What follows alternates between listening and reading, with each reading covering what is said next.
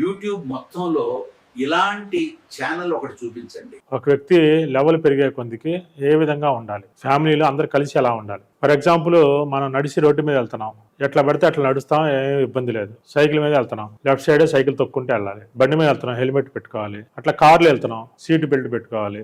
కొన్ని రూల్స్ కఠినంగా ఉంటాయి. సీట్ బెల్ట్ అంటే కట్టేసినట్టు ఉంటుంది కదా. ఫ్లైట్లు ఎక్కాము, ఇరుక్కొని కూర్చోవాలి. ఫ్లైట్లోకి వెళ్ళినప్పుడు టాయిలెట్ కూడా వెళ్ళడానికి లేదు, అటు ఇటు తిరగటానికి లేదు, అటు ఇటు జరగటానికి లేదు. రూల్స్ మారినప్పుడు కఠినంగా మారలేదా? కానీ రోడ్డు మీద ఎట్లా పడితే అట్లా పాస్ పోసాను, ఫ్లైట్ లో కూడా పోస్తాను, లేదా రోడ్డు మీద ఎట్లా పడితే అట్లా తిరుగుతాను, ఫ్లైట్ లో కూడా తిరుగుతాను అంటే కుదరదు. స్టేజీ మారే కొద్దికి కఠినంగా ఉంటాయి రూల్స్. ఆటోమేటిక్గా మన బాడీ అలా ప్రిపేర్ అవ్వాలి.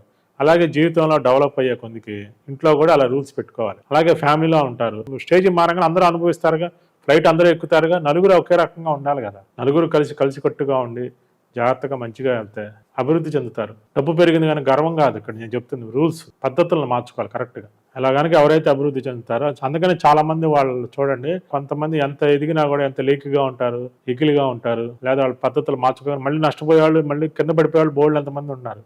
ఎదిగినట్టు ఎట్టయితే ఎదుగుతారు అలా డౌన్ అయిపోయిన వాళ్ళు బోల్డ్ ఎంతమంది, పద్ధతులు మార్చుకోక. కొంతమందికి డబ్బు పెరిగిద్ది కానీ పేరు ప్రతిష్టలు పెరగవు, కారణం అదే. అందుకని డబ్బు పెరిగే కొద్దికి, మీ హోదా పెరిగే కొద్దికి క్రమశిక్షణగా కనుక ఎవరైతే ఉంటారో వాళ్ళు అభివృద్ధి చెందుతారు.